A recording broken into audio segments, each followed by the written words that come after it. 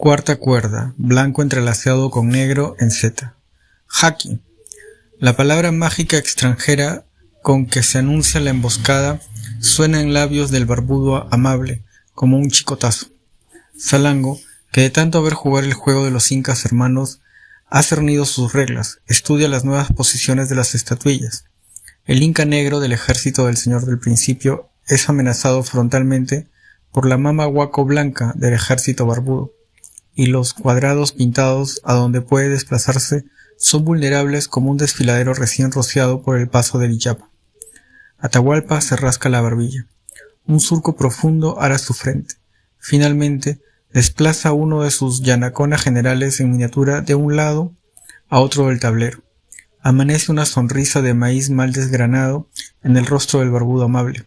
Sin mediar palabra y con lentitud de amauta que desea bien comprendida su lección, alterna movimientos sucesivos de algunas estatuillas de su ejército y de otras de su oponente. Si mueves tu llana general de abajo, ahí donde lo moviste, yo muevo mi mamahuaco hacia aquí y luego tú solo puedes mover tu llana general de arriba hacia allá. Y entonces yo muevo mi llama gigante de abajo hacia acá y tú, Inca, ya no tienes escapatoria, estás muerto. El señor del principio retrocede, contrae las piernas sobre la tiana y el trono real, y sin apartar la mirada de los cuadrados pintados y las estatuillas, empieza a balancearse. Salango suspira. Si el barbudo amable sigue anunciando por dónde irán sus futuros ataques, el Inca podrá resistir mejor el sitio y la batalla se prolongará aún más que la de ayer. ¿Qué hacer si Atahualpa ha prohibido de manera terminante ser interrumpido durante sus luchas rituales con el amable y éstas se hacen cada vez más largas y frecuentes? ¿Cuánto habrá que esperar hoy para poder hablar a solas con el Inca e intentar convencerlo una vez más de que dé el visto bueno y se deje rescatar? La venia de Atahualpa para su rescate no es, sin embargo, lo que más absorbe la pepa del recogedor de restos. Día y noche rumia cómo proteger la vida del señor del principio en el momento álgido del ataque. No cabe duda de que las tropas de Cusi Yupanqui, cuando se hallen bien informadas de las posiciones de los barbudos, sus armas y sus llamas, los arrasarán sin dificultad. Pero ¿cómo impedir que los guardias extranjeros que resguardan al Inca, cercados por las tropas de Cusi Yupanqui, le arrebaten el aliento? Si se deja de lado ese problema aún sin solución, este es el momento óptimo para la entrada del señor Cusi Yupanqui. El barbudo joven, don Hernando, el más peligroso de todos ellos, está a 8 jornadas de Cajamarca apresurando la recolección de oro en los pueblos aledaños al templo de Pachacámac. Hay que aprovechar que se ha llevado consigo a 20 barbudos montados en llamas gigantes, 18 si se descuenta a los 2 que regresaron ayer a Cajamarca escoltando al supremo sacerdote Pachacámac, 4 barbudos con varas de metal y el traductor Tayán Martín Illu. No hay tiempo que perder. 200 barbudos nuevos al mando de un extranjero tuerto, Almagru, ha dicho el paisano Firipillu, que se llama, acaban de llegar a las costas de Tumbes y se aprestan a cruzar los pasos de las montañas en dirección hacia aquí. Además, los enemigos del Inca afincados en Cajamarca, que el espía del Inca enumeró minuciosamente en su primer quipu a Cusi, aún no se recuperan de los golpes asestados en represalia a su traición. Uno por uno van siendo escarmentados o eliminados por manos invisibles. Todo Cajamarca y sus alrededores no habla de otra cosa que de unos hombres disfrazados de sacerdotes, el disfraz preferido de los enviados secretos de Cusi Yupanqui, que intentaron asesinar hace 4 noches a Huamán, el robusto curaca Chachapoya, que ha pedido en varias ocasiones la muerte del Inca a pesar de que Atahualpa mismo lo alzó hasta el puesto máximo en que está. Los falsos hombres sagrados doblegaron a los guardias que protegían la vivienda de Huamán y se metieron a su tienda, pero como no lograron encontrarlo, destrozaron a mazazos el cráneo de los 9 nobles chachapoyas que dormían ahí y se diluyeron mágicamente en la oscuridad. Atahualpa no se da por enterado, se conforma con negar ante los barbudos, sobre todo a Pumachu, el barbudo viejo, su participación en los ajusticiamientos. Al barbudo amable no parece interesarle esos asuntos. Es obvio que el Inca disfruta mucho de su compañía. Sutu es el nombre con que los otros barbudos se dirigen a él. Prefiere prescindir de los servicios de Firipillu cuando debe comunicarse con él. Le gusta hacerse repetir palabras en el idioma de la gente, hasta que comprende su significado por sí mismo, y no tiene reparos en tratar de enseñar al Inca algunas de la lengua barbuda. Atahualpa ríe como guagua cuando logra pronunciar correctamente una nueva palabra extranjera. Da grititos estridentes de placer, extrañamente parecidos a los que le suele escuchar en sus afanes nocturnos con su lasciva Agyatayana. Al cernir un uso insospechado, sorprendente de doble sentido contradictorio en el idioma de la gente. Aunque Salango aprovecha también del aprendizaje para vencer a tu enemigo en la batalla, atrapa su cabeza, para vencer en la guerra, atrapa su lengua, decía el astuto Chimpuchancuto.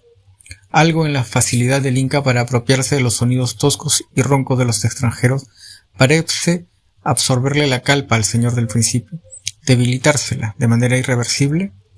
En su trato con el señor del principio, Sutu despliega una extraña mezcla de deferencia y familiaridad que no disgustan a Atahualpa, acostumbrado al odio mortal o a la más absoluta sumisión. Como nadie en la tribu barbuda, Sutu le afloja sin temor las ataduras de su cautiverio. No solo no le impide salir de sus aposentos, sino que suele llevarlo, entre las ojeadas contrariadas de los centinelas barbudos, a los galpones en que guardan las llamas gigantes. Sutu trepa a la espalda de una, la hace trotar hacia un descampado, incorporarse y sostenerse sobre las dos patas traseras como un huaca de carne, girar sobre el sitio y volver a pisar la tierra haciéndola temblar. Corre por la explanada hasta casi perderse en el horizonte, dar la vuelta y a toda velocidad regresar hasta donde le esperaba el Inca, deteniéndose de golpe a menos de 5 dedos de distancia con las narices resoplando y las babas salpicando hasta las mejillas. Los ojos del Inca, Salango los ha visto, son entonces como dos brasas encendidas, brasas que no arden de miedo o asco, sino de una peligrosa fascinación. Envenenar de una buena vez al entrometido, hincarle una espina de tuna en el corazón, derramarle el aliento de un discreto par de cuchilladas bien dadas en el cuello, en el canal de sangre que irriga la vida. Mejor si son los mismos barbudos los que lo ponen en su sitio. Las larguezas de Sutu con el Inca, le refirió Firipillu en la última de sus confidencias, le han costado a Sutu más de una áspera disputa con Apu Macho, quien quiere que se sigan atendiendo las necesidades del Inca, pero sin entrar en demasiadas intimidades con él. Sutu ha defendido con firmeza sus acciones. La mejor garantía contra un alzamiento del Inca es tenerlo ocupado, contento, distraído, pero sin lograr sofocar los reparos del barbudo viejo, que desconfía de todo aquello que es inaccesible para él. Después de 234 latidos de corazón, Atahualpa levanta por fin una de sus pucaras de un extremo oculto del tablero y la interpone entre el Inca y la mamahuaco enemiga, amenazándola a su vez. La mamahuaco de Sutu no puede escabullirse, pues protege al Inca barbudo del ataque de uno de los yanaconas generales del señor del principio. Está perdida. Atahualpa empieza a tararear con aire festivo un aiji de batalla triunfal, pero una nueva sonrisa ha asomado en el semblante de Sutu, mientras su mirada se vuelve burlona hacia el señor del principio. ¿Estás seguro de lo que estás haciendo? El Inca balancea la cabeza de arriba a abajo, el gesto barbudo de Keshin. Sunto adelanta entonces una de sus llamas gigantes que desafía al Inca enemigo. ¡Haki! El señor del principio mueve su Inca hacia el único cuadrado que puede servirle de refugio. Sin mediar suspiro, Sutu desplaza una pucara hacia el fondo del tablero apuntándole. Mati. La palabra barbuda para avisarle al contrincante que ha recibido la muerte atraviesa el aire como un relámpago de metal gris. Dos ríos se agolpan de inmediato en las sienes del señor del principio, que queda con el aliento suspendido y la mirada tendida sobre las estatuillas sobrevivientes. Sutu estira su brazo con la palma de la mano abierta y ladeada. Atahualpa la contempla y la aferra, con la fría serenidad del buen vencido. El amable la sacude con vigor, pero como suelen los barbudos, mientras el señor del principio se deja hacer mordiéndose el labio inferior, como cada vez que asoma alguna nueva costumbre extranjera que le intriga. ¿Es este apretón la manera barbuda en que el ganador se apropia del kamak de su oponente, de la fuerza interior que animó al derrotado? ¿En qué le advierte que, si lo ataca de nuevo, pagará muy caro su atrevimiento? Apenas Sutu ha partido de la habitación principal de los aposentos, Atahualpa barre violentamente el tablero con un solo manotazo, y las estatuillas van a desperdigarse por el suelo. El Inca salta entonces sobre la superficie de cuadrados pintados y, mascullando maldiciones, baila con furia guerrera sobre ella, como si alojar a despojos enemigos invisibles. Cuando ha acabado con su danza, el espía del Inca le hace discretamente la pregunta que, de tanto repetida, ya parece parte de su mocha de saludo. Todavía no, contesta Atahualpa, sentándose en el trono. Dile a Cusi que espere. Y sin darle tiempo a Salango que pueda replicar, toma su vara de oro y la golpea contra el suelo. Firipillu asoma ante la puerta de la habitación. Que lo dejen pasar, murmura Atahualpa al oído del recogedor. Salango suspira. Dile a tus señores barbudos, grita el recogedor de restos al traductor, que dejen entrar al sumo sacerdote Pachacámac y sus acompañantes. Cuerda secundaria, blanco entrelazado con negro, con veta marrón, arcilla cosida en el medio, en Z. Sana llegó ayer a Cajamarca, poco después de la hora sin sombra. El revuelo de los habitantes de la Yacta al verlo no se hizo esperar. El hombre sagrado del templo más reverenciado en el mundo de las 4 direcciones llevaba los brazos y las piernas liados con aros engarzados del metal extranjero. Venía desprovisto de la parafernalia con que solía desplazarse, casi sin comitiva y escoltado por 2 barbudos montados en llamas gigantes, como uno de los tantos Yanacona delincuentes, asesinos y violadores capturados en las redadas, que eran paseados por las calles para recibir, antes de ser ejecutados, el escarnio enfurecido de la población.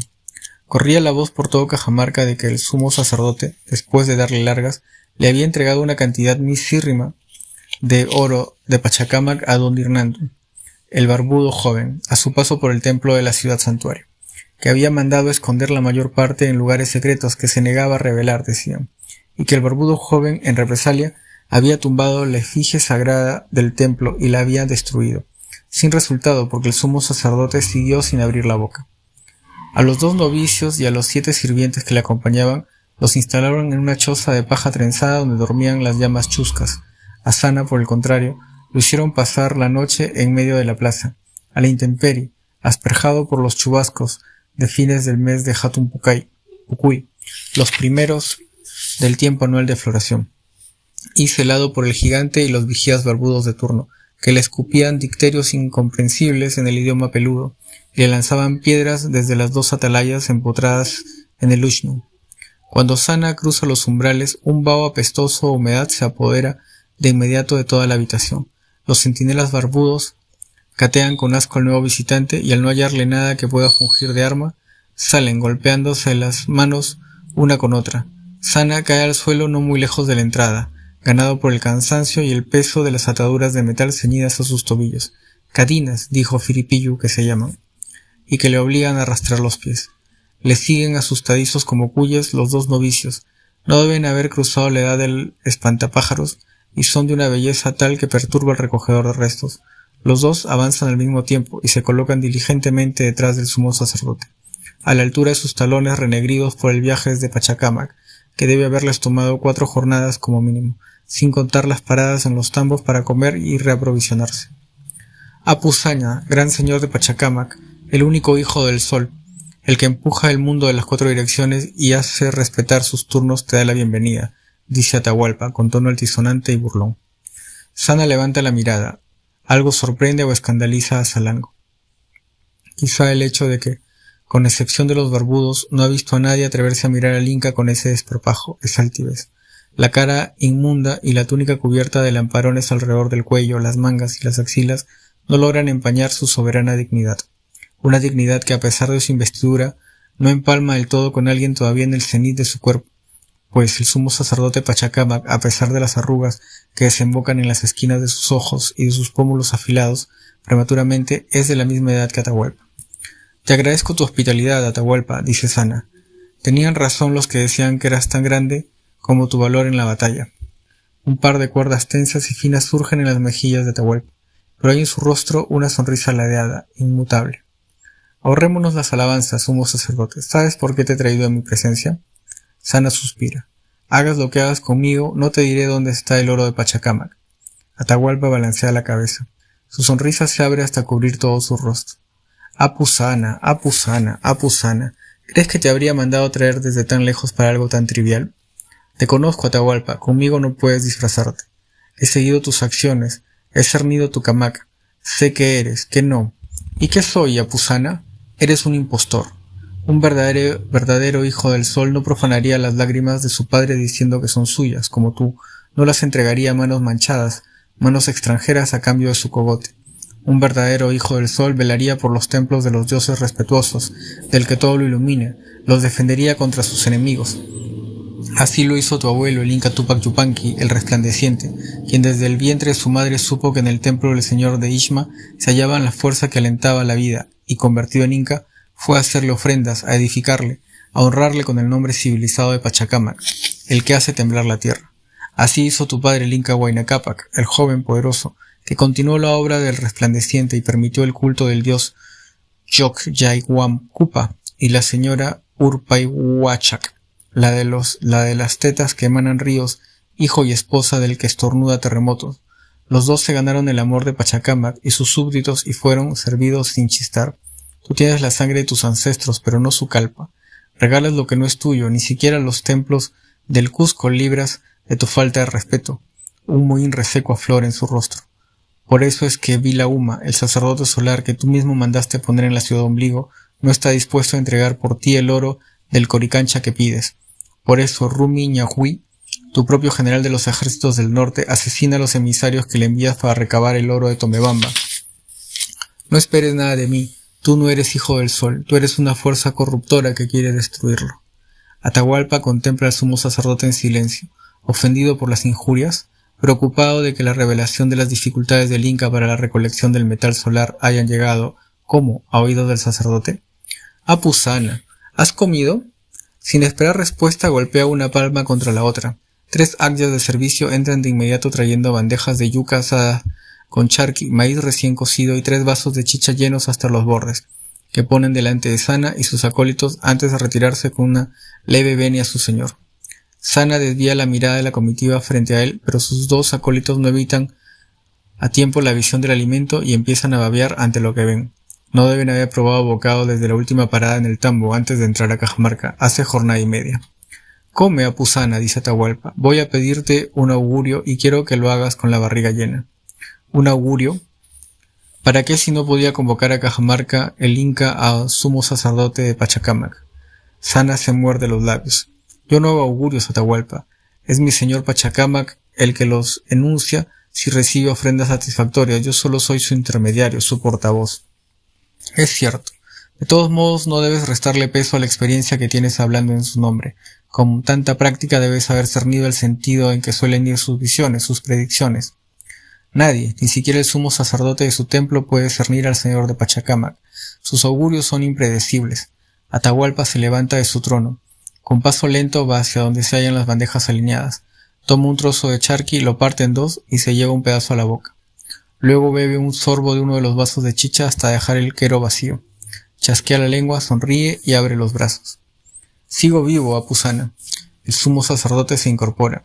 Con la parsimonia que quien hace un favor, toma el platillo del que ha comido Atahualpa y le da una leve mordida a un trozo de charqui. De inmediato sus acólitos se abalanzan sobre sus queros. Escancian la chicha en sus gargantas y dan rienda suelta de dentelladas a su voracidad postergada con los platillos restantes. Salanga observa comer y beber sin apuro, con la mirada fija en el Inca al hombre sagrado. Al ritmo acorazonado del roce de sus serpientes de metal, descubre aquello que, sin saber qué era, había atraído su atención desde el momento mismo de su entrada en la habitación. Más allá de la diferencia de aseo, tocado, atuendo y actitud, y sobre todo por la oreja faltante del Inca, oculta debajo del tocado, Atahualpa y Sana son idénticos. ¿Qué quieres saber?, pregunta Sana con la boca llena. Quiero que hagas visible lo invisible, Apusana. Quiero saber el futuro. Dímelo y te dejaré libre a ti y a tus hermosos acólitos. Sana observa de reojo a Atahualpa, se demora chupándose uno de sus dedos. Sé que decapitaste con tu hacha al sumo sacerdote del templo del dios Catequil, cuando te dijo un augurio que no te gustaba, que luego abatiste su huaca y aplanaste el cerro en que moraba. ¿Qué me harás si no te agrada lo que predigo para ti? El augurio que quiero no es para mí, sino para ellos, dice Atahualpa, puntuando suavemente a los novicios. ¿Sabes? Hasta mis aposentos había llegado la noticia de la belleza legendaria de tus acólitos. He querido traerlos ante mi presencia y verlos con mis propios ojos. Me preguntaba, ¿cuáles son los poderes mágicos de estos illas de gran belleza? ¿Son amuletos vivientes del culto al señor Pachacámac? ¿Le ayudan acaso a sumo sacerdote a hacer mejores augurios? ¿O como los que te antecedieron en el culto de la zorra muerta, solo sirven para saciarte la lascivia? Una bola de carne asciende por el cuello delantero de Sana. Haz visible el futuro de tus gemelos novicios, continúa Atahualpa. Tendrán uno similar o diferente, feliz o desventurado, cerca o lejos de ti. Morirán de viejos en un atado de años o antes de que el sol padre se despida de esta jornada. Dímelo, si aciertas te dejaré libre, si no, te haré ejecutar de inmediato. El rostro de Sana brilla de sudor, quizá de lágrimas. Tómame a mí, señor del principio, déjalos libres y castígame a mí con tu ira. La voz de trueno de Atahualpa rebota en las paredes de la habitación. No, Apu Sana, tú eres el sumo sacerdote de Pachacámac, tú que has recibido del Señor, que hace temblar la tierra el don de la clarividencia, vas a reivindicarlo ahora mismo, de sus augurios fallidos del pasado. ¿O tienes la memoria corta? Atahualpa escupe. El esputo cae a 3 dedos del pie izquierdo de Sana. Mi padre Huayna Cápac, cuando había sido tomado por el mal, mandó preguntarle qué debía hacer para curarse. Pachacámac le respondió por tu boca que debía salir al sol. Mi padre lo hizo y murió. Mi hermano Huáscar envió a preguntarle a Pachacámac quién vencería en la guerra de los hermanos, si él o yo. Pachacámac le respondió por tu boca que sería él, y gané yo. Cuando los barbudos extranjeros cruzaban las tierras tayanas, yo mandé a preguntarles si eran peligrosos o inofensivos. Pachacámac me respondió por tu boca que eran inofensivos, y aquí me tienes, capturado por ellos. Los ojos de Amaru del Señor del Principio se ciernen sobre el sumo sacerdote. Los acólitos se han apelotonado tras el hombre sagrado, y aplastan ahora sus cabezas en las axilas de Sana, ahogando sus gemidos. Apu Sana, esta es tu oportunidad de romper la mala racha vergonzosa de tu Señor, de desmentir a aquellos malhablados que dicen que no merece todo el oro acumulado en su templo, que las ofrendas que recibe solo sirven para engordar a su sumo sacerdote, mantener a los parásitos de su corte y sus costumbres desviadas y viciosas. Haz tu augurio, predice para mí el futuro de tus acólitos. El sumo sacerdote Pachacámac se contrae largo rato sobre sí, como si entonando una plegaria. Conocía bien, como el recogedor de restos, el torcido modo de razonar del Señor del Principio. Si Sana predecía que sus novicios tendrían una vida larga o una vida corta, Atahualpa los mandaría matar solo para darle la contra. Como Sana habría fallado en su augurio, lo mandaría a ejecutar a él también. Morirían los 3. Si el sumo sacerdote predecía que sus novicios no sobrevivirían a la jornada, una de dos, o los mataría y a Sana lo dejaría con vida por haber acertado en su augurio, o dejaría a los acólitos con vida y a Sana por haber fallado en su augurio, lo mandaría a ejecutar. En cualquiera de los casos saldría perdiendo. Cuando Sana alza la cabeza de nuevo, 2 riachuelos surcan sus mejillas.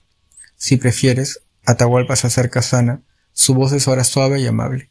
Dime, en lugar de tu augurio, dónde tienes escondido el oro de los templos de Pachacámac. Eso no lo haré, Atahualpa. Atahualpa, furioso, muele a Sana a patadas. No perdamos más tiempo, sumo sacerdote Pachacámac, dice Atahualpa, limpiándose la sandalia. Dime tu augurio de una vez, haz visible lo invisible. Los 2 muchachos rompen a llorar, se abrazan a Sana con desesperación. Sin ti no quiero la vida, padrecito, dice uno. Mejor morir a sobrevivir en tu ausencia, dice el otro. El sumo sacerdote, magullado por la pateadura, da un largo suspiro. Auguro, Atahualpa, una larga y prolífica vida para mis acólitos. Auguro que regresarán a nuestras tierras sanos y salvos, que cuando los extranjeros acaben contigo, erigirán juntos una estatua del Señor de Pachacámac aún más imponente y hermosa que la que el barbudo destruyó. Auguro que llegarán a verte morir a ti y voltearse al mundo de las 4 direcciones, y que cuando sientan que la muerte se aproxima, volverán a las islas de la señora Cahuillaca y su hijo, donde se convertirán en piedra. El Señor del Principio chasquea la lengua. Que castren a los novicios en frente suyo, le dice a su recogedor señalando al sacerdote, que no pueda disfrutarlos nunca más. Cuerda terciaria adosada a la secundaria, blanco entrelazado con negro en Z. 4 jornadas después, aún estremecido por los aullidos frescos de sus acólitos hace 3 noches, Sana emprende con ellos la partida de regreso a Pachacámac. No bien ha cruzado los barrios aledaños a la plaza en dirección a la salida de la Yacta, el límite de la presencia barbuda en Cajamarca, cuando son interceptados por 3 hombres armados de hondas y piedras filudas. Curiosamente, los ladrones vestidos de mendigos no los desvalijan. Se llevan, sin demasiada resistencia, al sumo sacerdote y a sus acólitos entre los lloriqueos de su escueta comitiva de sirvientes, que los ven perderse por un sendero escondido entre los matorrales.